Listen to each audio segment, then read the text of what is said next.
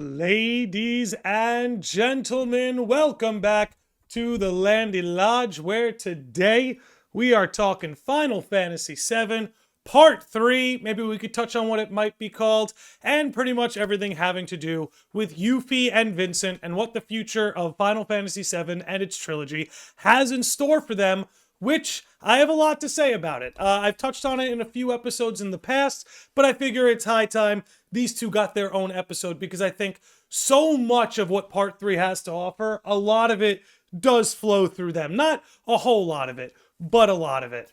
Just some updates before we dive into it, which we quickly will. We just had our 7-year anniversary this past weekend. The stream went incredibly well. A lot of love and major shout outs to everybody who showed up, everybody who supported, all of you. It was so great. I had a brilliant time, and just further evidence that the last 7 years have been more than worth it. Now, again, before we dive in, let's shout out these early birds who showed up. Lands the Master is here. Best mod in the game at 38 months of membership. How crazy is that? 3 years, 2 months. We've been friends longer than that. Will's Word is here. Falcone is here. Dark Dragon is here. It's good to see you guys. Look, let's just get right into it. See, like, Lands on Twitch, 61 months. 5 months in a year. How crazy is that, Lands? How crazy is that, Lands? Ladies and gentlemen, make sure you check out Lands the Master. Incredible content creator, especially if you love Kingdom Hearts challenge runs, which he just put up an amazing compilation of him taking on the limit cut bosses with a Guitar Hero controller. So, with that laid on the table and that brought out, let's talk about Final Fantasy VII Part 3. But again, perhaps most specifically, let's talk about Yuffie and Vincent and why I think our eyes need to be on them when it comes to Part 3. And I think so much of what this trilogy is about and what this trilogy has to offer can be, how do we put it? Can be exemplified through what the opportunity they have with Yuffie and Vincent is. Now, again, let me just be clear. When it comes to Part 3, ultimately, Part 3 is going to belong to Tifa and Cloud. In a lot of ways, it truly is Tifa's time to shine, where she becomes the heroine of the story, or one of the heroines of the story. And when it comes to Cloud, obviously we have his sort of philosophical, metaphorical death and rebirth part of his arc coming in Part 3. But when it comes to Tifa and Cloud, again, a lot of their big triumphant moments that we're all looking forward to will more than likely land on the second half of Final Fantasy VII Part 3, because in the first half, again, we have to see where we go in terms of things like Rocket Town, but in the first half, that's probably where Cloud's gonna, let's just say, lose his sanity a little bit. That's where Tifa will be under arrest, Tifa will be by his bedside, just Cloud and Tifa, while Part 3 will ultimately belong to them, the first part, they do get sidelined appropriately, but they do get sidelined.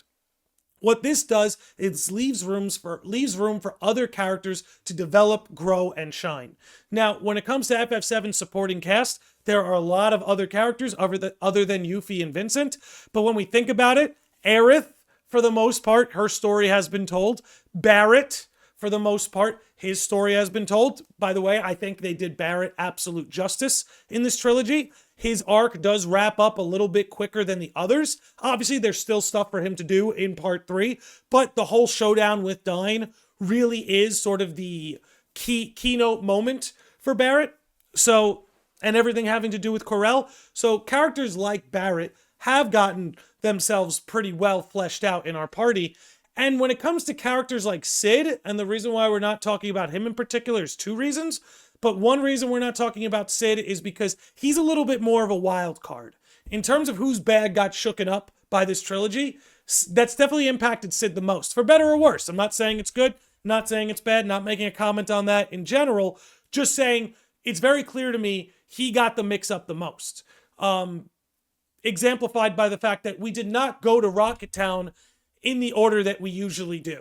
So and the way we meet Cid is different, and Cid's role in the story is different, whether we're talking about meeting him earlier in Rebirth or the way Traces of Two Past might lay it out.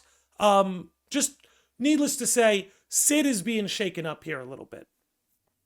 Another conversation for another day. What's going on, Heather? I see you over there on Twitch. Hope you're having a good one. What's up, Little Orphan Funkhauser? I see you. Did I say 5 months in a year? I meant a year and 5 months.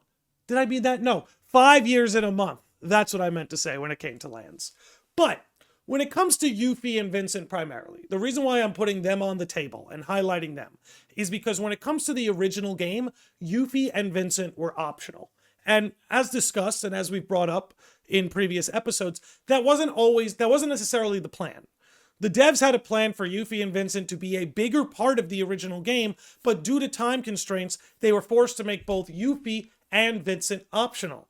Now, again, with this remake trilogy comes a lot of new opportunities. And one of those opportunities is characters like Vincent and Yuffie who are optional. Now we're going to get more room to breathe and will be mandatory. Again, when we talk about Sid, who we brought up as more of a wild card, he did in the original. He was not optional. He was mandatory. So his character mandatorily got fleshed out. Same goes for Barrett. But when it came to characters like Vincent and Yuffie, not only did their arcs get sidelined in comparison to other characters in the party, like Nanaki, who again is another one from Remake and Rebirth, whose story has mostly been told. So again, keeping that in mind with Barrett and Nanaki's stories mostly told, that leaves all the room for characters like Yuffie and Vincent to breathe. So again, with them being the optional ones now become mandatory, what that means is this, just like in the first game where the entire Wu-Tai side quest was optional, don't think that's happening this time. Between you and I think that Wu-Tai side quest will 100% be mandatory and will be necessary for fleshing out Yuffie's arc. We'll talk a little bit about that in a minute because there is a key difference in this trilogy that might shake up that Wu-Tai side quest quite a little bit. Now again, little swig for the hardworking men and women at Square Enix. Drinking some green tea with lemon tonight. Ooh, that's good. All right. Also going to start growing a lemon tree in my yard. That's how much I love lemons. All right, lemons aside. Getting back to Yuffie and Vincent, once optional, now mandatory. So, when it comes to Yuffie, this is the thing that makes her in particular absolutely crazy to me when it comes to this new trilogy. With Yuffie, not only was she optional in the first game, her character development and side quest in Wu-Tai was primarily what her character had to offer. Again, you could include her in a lot of the mandatory cutscenes by having her in your party, seeing her react to Aerith's death and stuff. Stuff like that does build into her character. But even that is technically optional because you'd have to have her in your party. However, this Wu-Tai side quest, which I do think will be mandatory, keep something in mind. It's not even the main focus, in my opinion, for Yuffie's arc anymore. It's not even the main focus.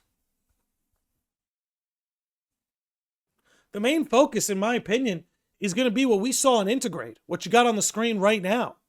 Like, here, let's move forward a little bit. Let's move forward just a little bit.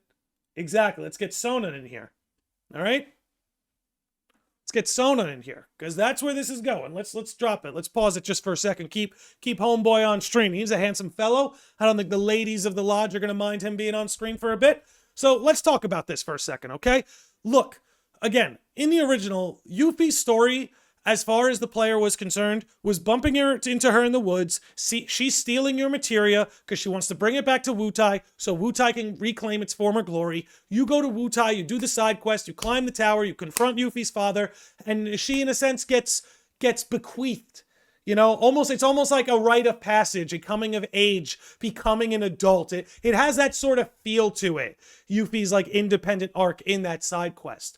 But now we have everything that happened in Intergrade with Sonnen, with Scarlet, with Nero, with Deep Ground.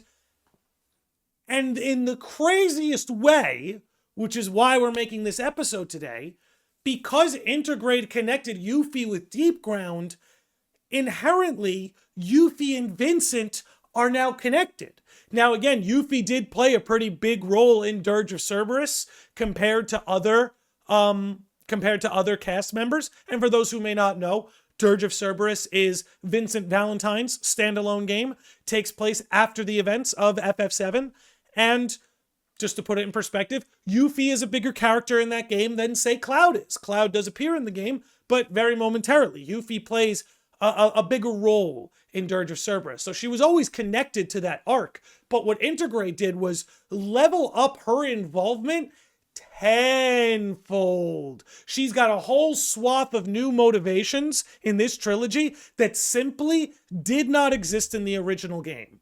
And that factor right there is one of the advantages this trilogy has, and part of what makes this trilogy so much fun to experience, whether you're an old fan or a new fan.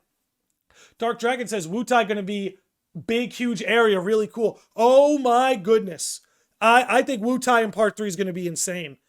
I don't know if it'll be Midgar sized, but it's gonna be insane. Like, it's gonna be downright insane. And the return to Midgar is gonna be pretty wild. You know what I mean? If remake Midgar is fully accessible, just like on the map, anyway, we're branching off into other part 3 topics here. Let me rein it back in here. Let's keep it focused on Yuffie here while we're at it. So again, with Sonon, Nero, Deep Ground, Intergrade, there's this whole new arc attached to Yuffie that wasn't there before. And it was gotta give Nojima his credit, and Nomura, very cleverly written in a way that seamlessly integrates it with Yuffie and her Wu-Tai arc. It's connected to her wanting materia. The whole reason they infiltrate Shinra is to get the power, get that specific materia. So they did a good job sort of stringing those two things together. Again, let's do another swig. I love Sonon. Heather, I think all the ladies love Sonon. And I get it. He's a handsome fella. Okay, very masculine chin. Okay, good hairline. All right? I get it. And well-dressed, of course. Of course. Now, moving on. Let's keep this in mind. When it comes to Sonon, there's the big theme, and some might argue against this. I would happily debate any FF7 creator on this topic, mind you. But the themes of life and death, in my opinion, have been amplified by this trilogy. Now, the only thing that could ruin that, in my opinion, is that if Aerith somehow physically survives at the end of part 3, in my opinion, that's the one thing that could really spoil that. But I actually am a believer that this trilogy has amplified the themes of life and death. And part of that is giving each character someone whose death they need to overcome. So I'm going to go through the list here. So for Cloud, obviously it's his mother and Aerith. But Cloud has not properly integrated those experiences. Cloud has not properly gotten over those experiences. He's suppressing them, and that's part of what's driving him crazy, giving him the flashbacks, the headaches, letting Sephiroth and Jenova manipulate him. It's all connected there. Cloud hasn't accepted it the way the other characters have, or has processed and managed it the way the other characters had. So again, let me go down the list. There's Cloud, who hasn't properly integrated that. But then you have Tifa, who lost her father, who has integrated that. And you could see it more in Traces of Two Past, by the way, if you're interested in reading that book. You look at Barrett, who's lost Myrna and Dine. And then you look at Vincent, who lost Lucrezia. And then you look at Nanaki, who lost his mother and father. And then you look at Sid. Sid is an interesting one where he didn't necessarily have a loved one die, but the man Sid is what died. He had an ego death, Sid. That's kind of what makes him, in my opinion, the standout among the cast, is his grapple with life and death wasn't necessarily in the life and death of a loved one, but in of his dream, of his ego, that desire and dream to be an astronaut crashing down on him. So he went through a sort of ego death, a personal death, and a death of identity, which in a lot of ways does connect him to Cloud as well. What connects Yuffie to those themes of life and death are none other now than the loss of Sonon. That's what the loss of Sonon is going to do for Yuffie, is in a sense, it connects her to the rest of the themes of life and death when it comes to, again, the story of Final Fantasy VII and sort of the struggles all the cast members share together, their shared struggle together. Yeah, it looks to me like the stream is probably going to die. And if the stream dies, I think I'm just going to keep on. Yeah, the stream did die. So bear with me, guys. I'm probably going to leave this in post because I'll just want to get the stream up ASAP. Here, let me put this on private so nobody can get to it. And yeah, I think I'm just going to finish this podcast offline and then maybe upload it.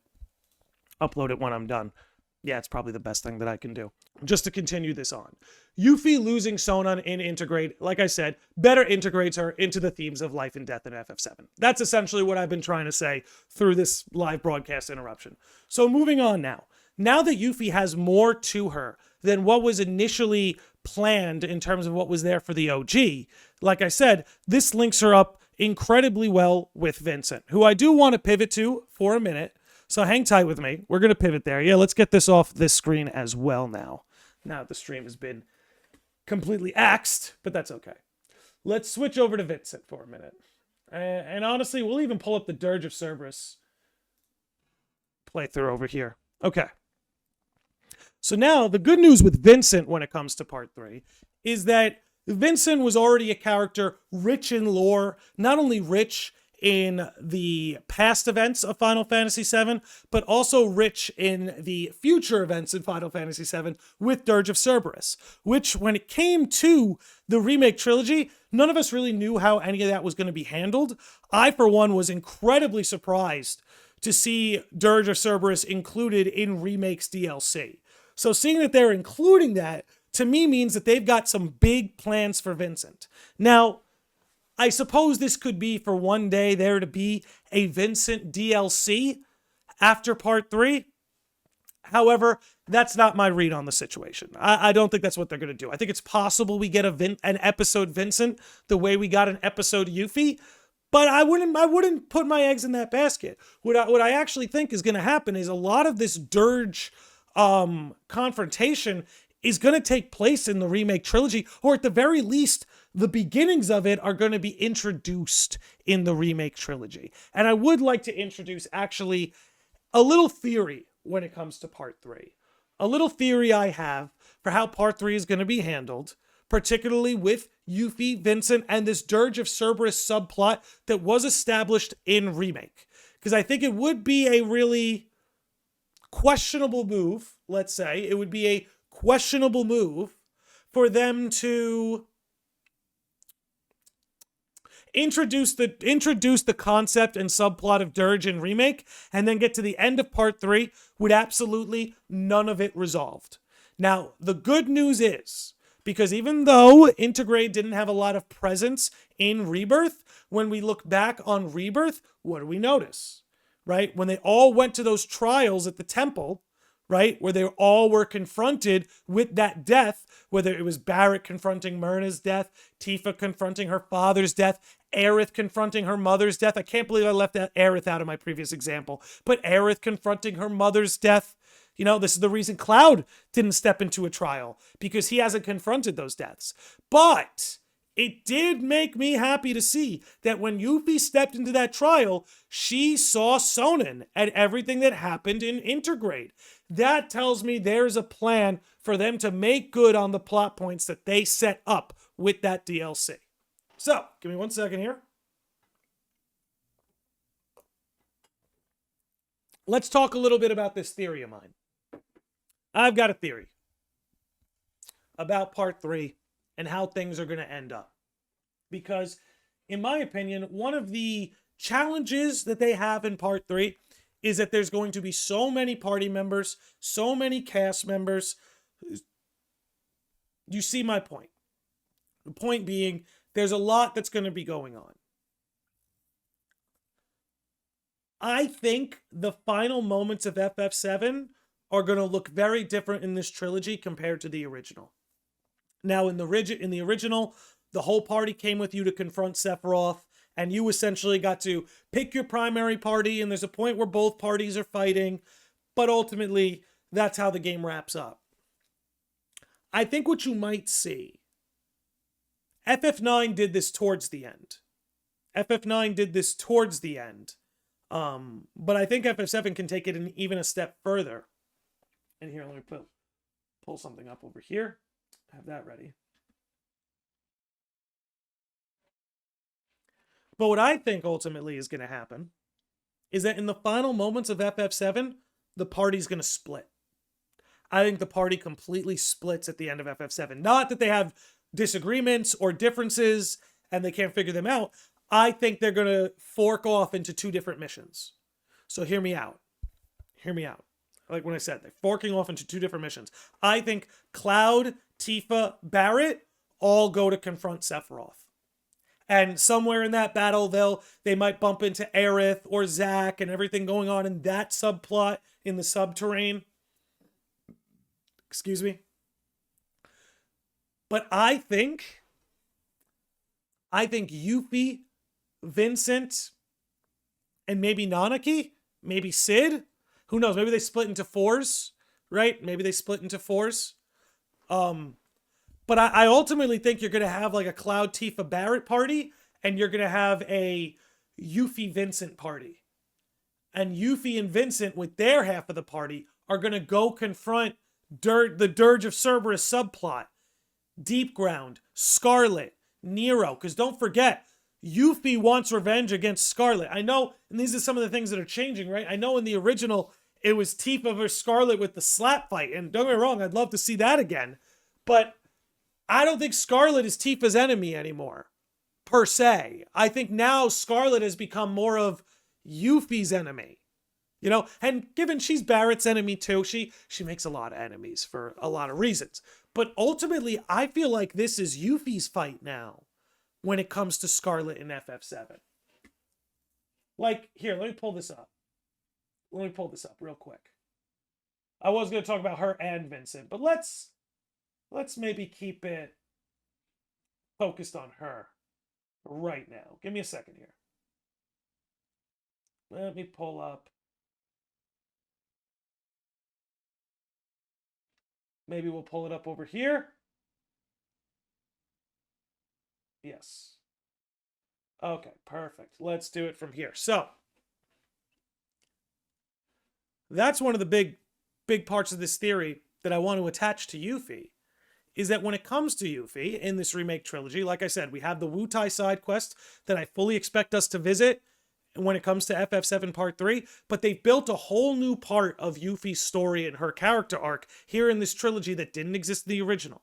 And that is this confrontation with Deep Ground, Sonon, and particularly Scarlet.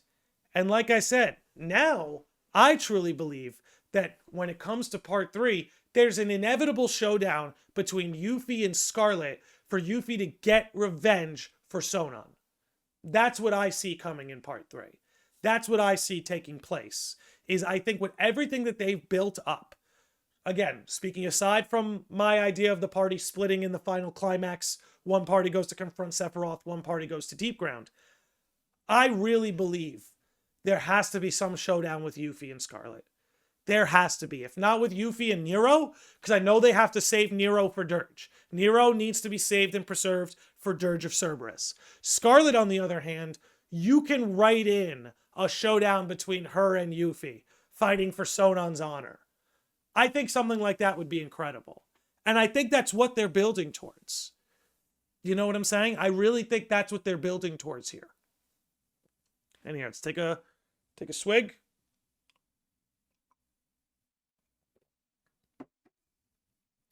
So again, part of my theory is that Yuffie's fight really isn't with Sephiroth.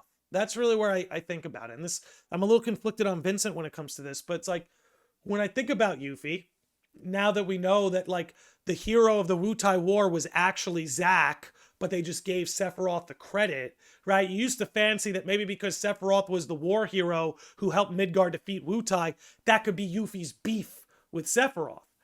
But it's not. It's not. If anything, she actually has a crush on the guy who was the hero of the Wutai War. Ironically. Her fight's with Scarlet. Her fight's with Deep Ground. Right? Because you know what? Maybe it was the weapons division that Scarlet's in charge of that deserves more blame for the destruction brought to Wutai than any individual soldier. So, thematically speaking, archetypically speaking, when it comes to Yuffie's character, her battle is not with Sephiroth. There's some, her battle is here. between Midgar and Wutai. So that's my opinion on Yuffie when it comes to the finale. Let's now talk about Vincent. Now I want to pivot to Vincent. I was going to pivot to him before. Now we're going to pivot to Vincent. Now we'll fully pivot to our boy here.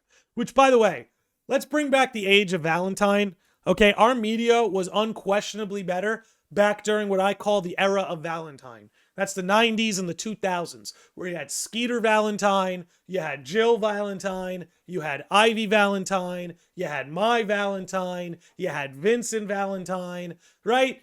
During the age of Valentine, when all was well. That's just my position. Bring back the Valentines. That's what we need. Starts with Vincent. Let's see who else we can get back in this game. Game industry, rather. Anyway, getting back on topic here. So Vincent. Vincent's an interesting one because he's a character that has just as much going for him backwards as forwards. There's as much interesting things to get into when it comes to Vincent's past as there is with Vincent's future. Now, Vincent, on the other hand, he doesn't necessarily have a beef with Sephiroth. His beef is with Hojo, right? So going into this theory where I think you're going to have a party led by Yuffie and Vincent going into Deep Ground, Vincent's gripe isn't with Sephiroth. Sephiroth, if anything, Sephiroth is the child of the woman he loved. That might be very tough for him because he might see the Lucrezia in Sephiroth. As opposed to Hojo, who unquestionably is the bastard who needs to pay in Vincent's eyes. So again, I don't see Vincent being a part of the showdown with Sephiroth. I more see Vincent being a part of the showdown with Deep Ground, with Hojo, right? Like Hojo is to Vincent what Scarlet is to Yuffie. So I could almost see something like that taking place, where there's some sort of battle in Deep Ground. Vincent wants to go for Hojo. Yuffie wants to go for Scarlet. That's... maybe I end up being wrong in the end, but that's just one of my many predictions for Part 3 and some of the changes that can be brought about via Vincent, via Yuffie, what have you. Now again, getting back to Vincent.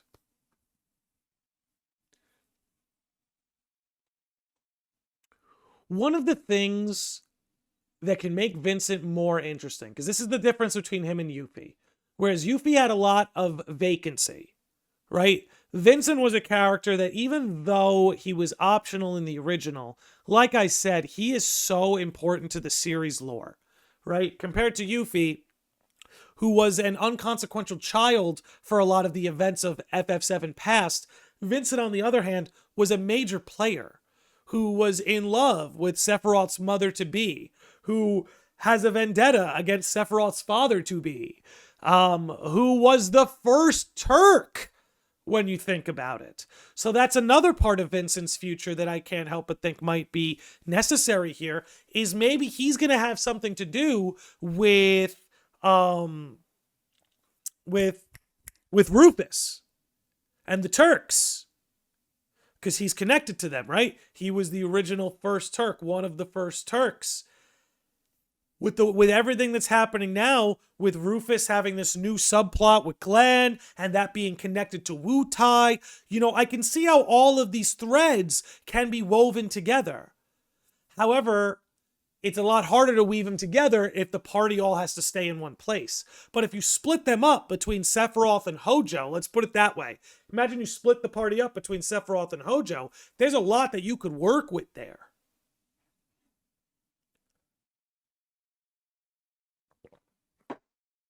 And like I said with Vincent, he's connected to the Turks as well. So that means he could play a big part in whatever's going on with Rufus. So I would keep our eyes on that as well when it comes to Vincent. Because like I said, there's less wiggle room with him. Less wiggle room with him than Yuffie. Because you got to keep a lot of what happens with him in place to keep it compatible. Even in Advent Children. Honestly, he plays a bigger role in Advent Children than Barrett. You know what I mean? So that has to be kept in mind too.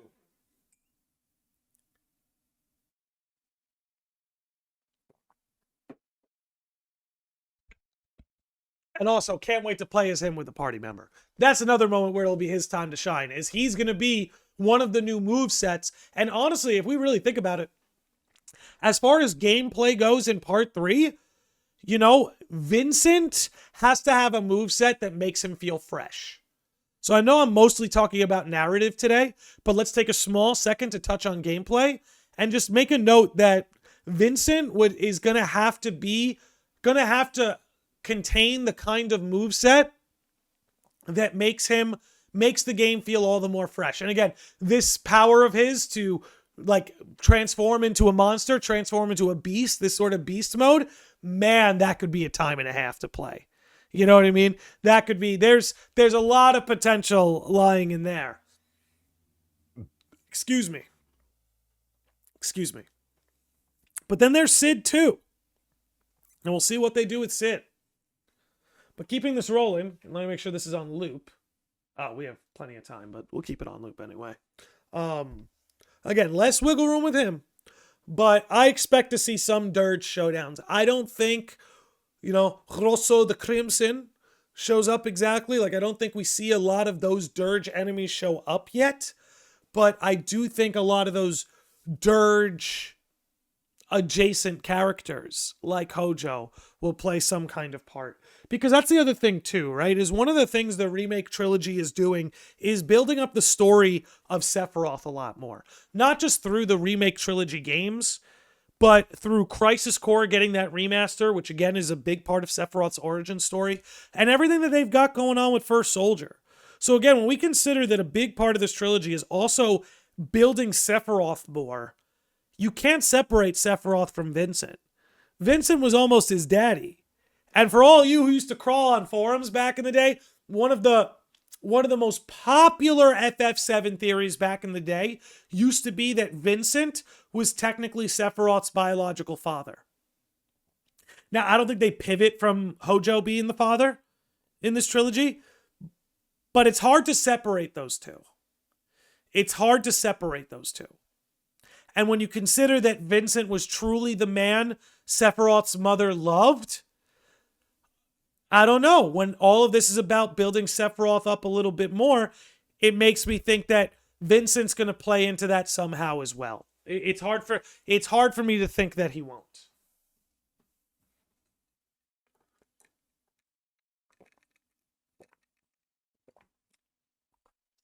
Excuse me. So yeah. That's my prediction for how the story sort of may wrap up in the climax with the two paths diverging. But again, as far as Vincent goes, I suppose, now that I think about it, give me a minute here.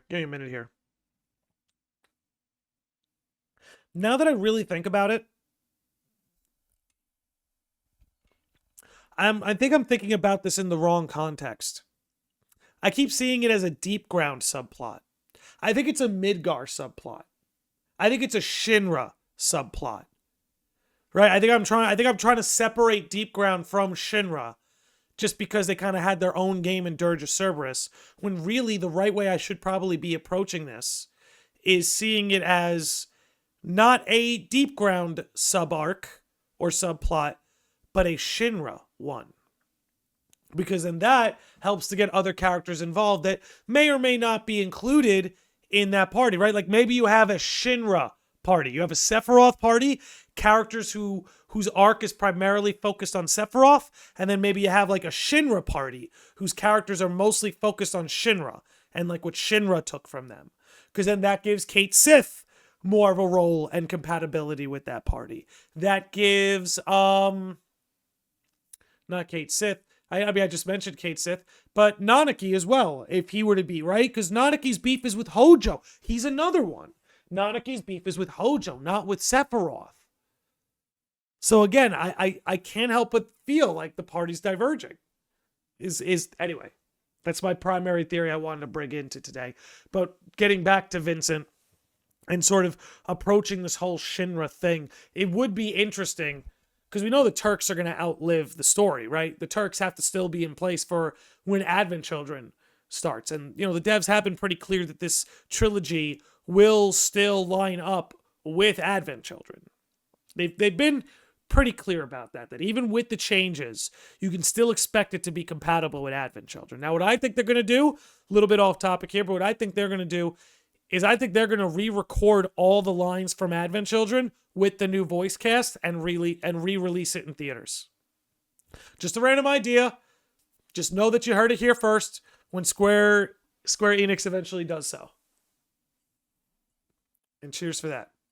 Because I do like Advent Children. I do. Maybe it's a guilty pleasure. I don't really believe in guilty pleasures. I think you like what you like. Don't feel guilty about it. Don't be a pussy. But I like Advent Children. What can I say? All right. Alrighty. Let's keep this a-rolling.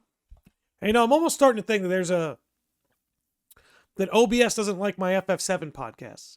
Because it seems to only be the FF7 episodes that get interrupted like this. And that's fine. That's fine. I'm not going to needlessly hammer at trying to get the stream back up. We're just going to record this and re-upload it later. Although, this will be a shorter episode. Just because usually when we hit that 1 hour mark, I open it up to the chat. I get their ideas. I get their takes. But if it's not in the cards, it's not in the cards. Make it a shorter episode is what it is. All right. So with that out of the way, we've talked about the party divergence theory. Talked about how Yuffie has more room to grow. Let me check my notes, make sure I've got everything covered here. Because I know I definitely had a little bit more. But we talked about Vincent having less wiggle room. Yuffie getting a whole new arc set up. Give me 1 second here. Okay.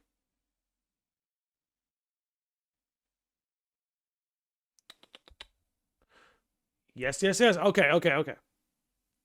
Looking at this now.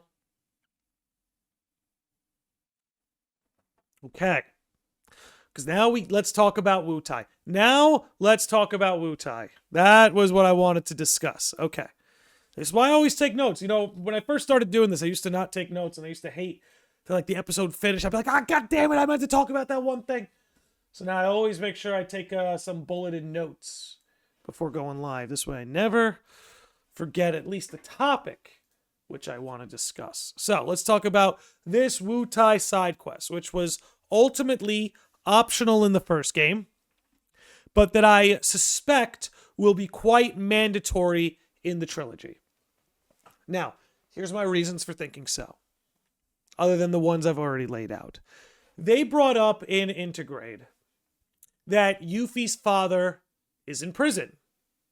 That is very different from the original. In the original, Yuffie's father is here in Wutai, not in prison, to put it bluntly. So, half the time I play FF7, I forget to get that shuriken. I'm glad I saw that. I don't think I did it on my last playthrough. But, as we can see in the original, Yuffie's father, not in prison. He's right there. But in Intergrade, they mentioned he is. And maybe by the time we get to Wutai, he's out of prison. But it would appear to me that they're taking the whole concept that Wutai lost the war and is now Shinra-izing. And Yuffie really is the only rebel against that. That's sort of what's going on here in Wutai. Now, this has a chance. Wutai has a chance to be the best location in Part 3. In fact, I'm going to make a small prediction that it will be the best location in Part 3. Now, hear me out. I want to skip ahead to something. Let me see. I might, or pull back. Pull back. Okay. Let's pull back a little bit. So as we know right here, here's the tower in the side quest that you end up climbing, right? You do a tower climbing side quest. Every level is a new battle. You got to do it as just Yuffie. And when you get to the top, you fight Godo. You defeat your father. You reconnect with him. And all is good, right? I think we can expect to go through that again. Except maybe whoever is at the top of the tower is whoever imprisoned her father. And then upon clearing the tower the first time, you get her father, Godo, out of prison. He sort of reclaims his rightful place. And this becomes the new battle arena in Part 3. Now, seeing as we are going to return to Midgar in part 3, it's very possible the battle arena in Midgar will be open. It's very possible the battle arena in Gold Saucer will be open. I'm just saying it's possible that we might have an RPG with 3 separate battle arenas, with 3 separate, collections of trials, and that this Wutai Tower from the side quest might be one of them. And I think it's something worth looking forward to. Like, I really think the amount of love you saw Midgar get in Remake, I think they might try to do that with Wutai. And again, I don't think they will at scale make something as big as Midgar, but in the way that Midgar just felt so alive, it really felt like you were in a city, whether you were above the plate or below it. I think they're going to try and give you a similar feeling with Wutai, and how the NPCs sort of tell the story of Midgar and sort of what's going on culturally, politically, economically. I think Wutai is going to do a lot of that too. And you might hear a lot of NPCs murmuring about like, oh, they're using Mako energy or the Shinra guards or just something to indicate what the Midgar Wutai war fallout seems like. I think we can expect to get a lot of that sort of background storytelling through Wutai. That you got a little bit of it in towns like Corel and in Gongaga. You certainly, especially in the Corel flashback, you definitely got a good portion of that. I'm just saying Wutai, I think, is going to bring it to a whole other level. A whole other level, man. But then again, that's just my prediction. Alrighty. Keep this rocking and rolling. So, touched on that. And that maybe the reason Godo, it would be interesting, right? Because that's what I've been thinking about too. With Yuffie, the reason why she's mad at her father is because he's sort of laying down and taking it. He's sort of allowing Wutai to be dominated by Shinra, sort of Shinra-ize, Midgar-ize itself. And Yuffie rebels against that. So I wonder, right, if Godo was being complicit like in the original, why would he be in prison? Why would he be in prison? I mean, Yuffie mentions he's a drunk as well, but like, the man getting hammered in his own home isn't warrant for his arrest. You feel me? So what I think, personally,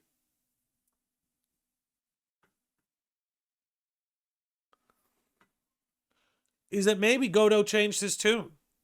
Maybe he is rebelling this time. Maybe this time he's not laying down and taking it like he did in the original. Maybe he still has some fight in him. Or maybe upon losing the Wutai War, right, maybe this time he's being treated as a war criminal. Right? That might be interesting if it was a political arrest, right? Because then Godo would be treated as a war criminal, and that, like, breaking him out of prison or restoring his rightful place could be seen as like this rebellious act or this shot heard around the world. But then we also can't forget that Glenn is involved. And that Glenn is involved with Wutai. And that for Glenn to be involved with Wutai, ultimately... Oh, wait. Let me get my thoughts together. I've got a little something. I'll let this roll again. But I've got a little something now. Okay. If Godo is in prison because he was a war criminal, because there's been like an uprising at the end of the war and stuff like that,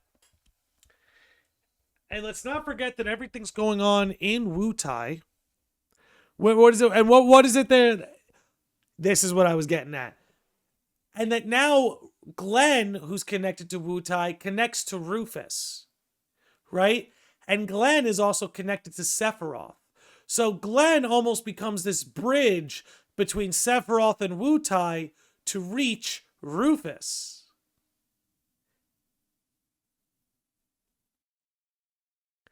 And if Rufus, like I was saying, has political strife with Wutai, this can tie in Vincent because of the Turks. Because Vincent is the first Turk. Right? And if Rufus has beef with Wu-Tai, beef with Glenn, and he wants to start agonizing, he might use the Turks to do it. Which again could connect Vincent to that whole sort of Wu-Tai subplot. Per se. Right? Because tensions with Wu-Tai were high when Vincent was a Turk. Something to think about.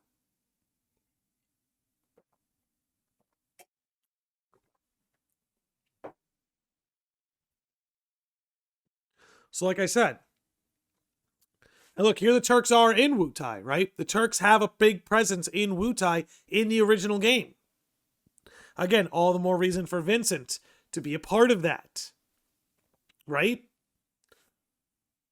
Getting back to that.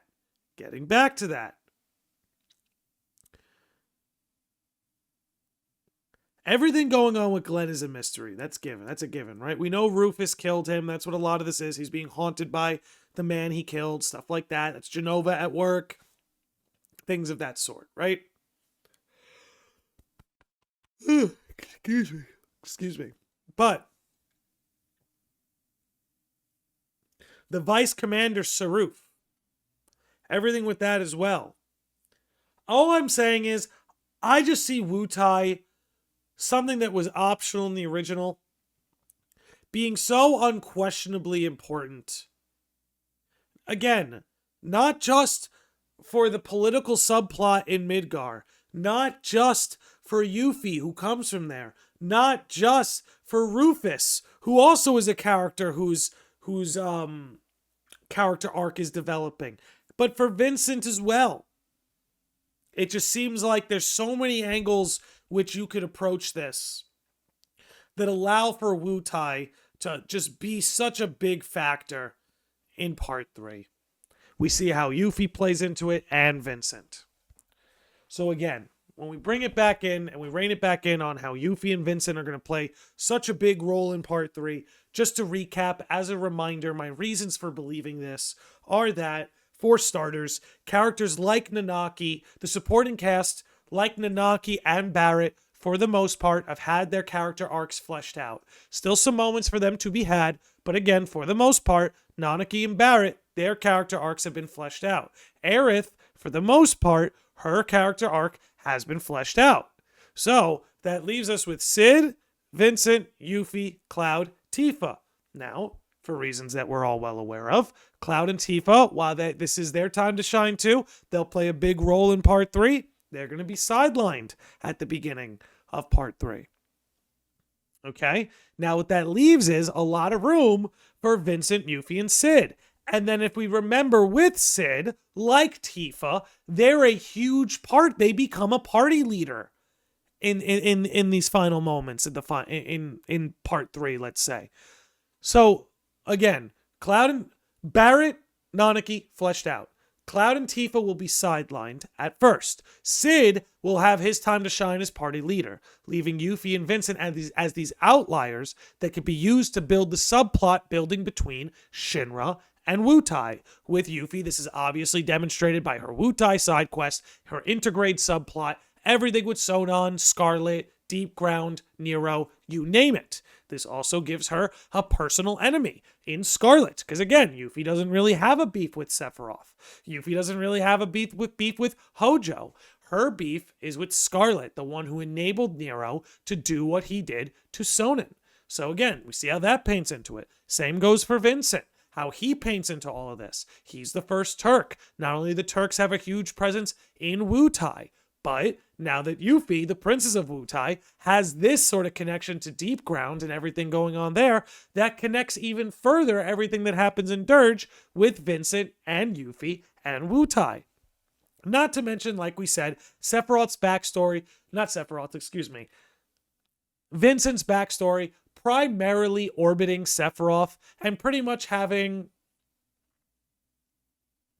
everything to do with that. You know, he was almost Lucrezia's lover. He was almost the one And had Lucrezia fallen in love with him, she probably wouldn't have bared Sephiroth to begin with, and they probably wouldn't have experimented on it. It could have changed the course of all of history. You got to think about how consequential Vincent is in that regard. Had he just gotten together with Lucrezia, it would have altered the course of world history on Gaia. You know what I'm saying? Oh, that's right. Forget about Don Corneo, too, in Wu-Tai. Can't forget about that. I'm certain we'll run into Don Corneo again.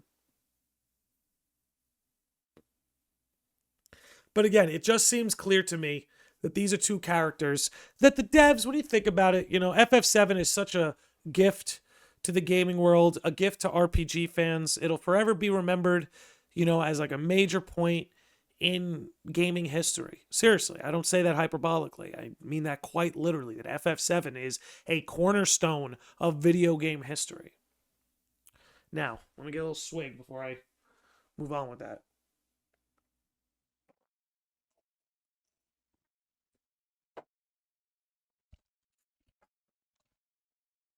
So considering that this was a project that was such a passion for them and something they're remembered by, a keynote in all their careers, it definitely did hurt for some of their ideas to get put on the shelf. Because again, the game deadlines were a lot more chop back then. It was Final Fantasy after Final Fantasy every 1 or 2 years, right? The pipeline was crazy. So, those guys, they made a masterpiece and they got their vision out there, but they made a lot of compromises, man.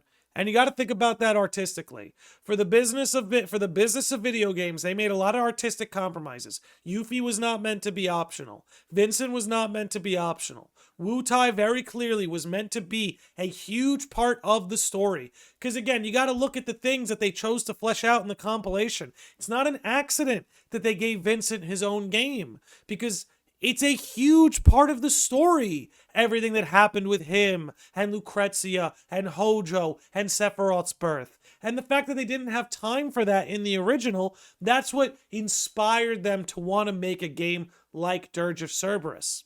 And again, and to get Yuffie as involved as she is.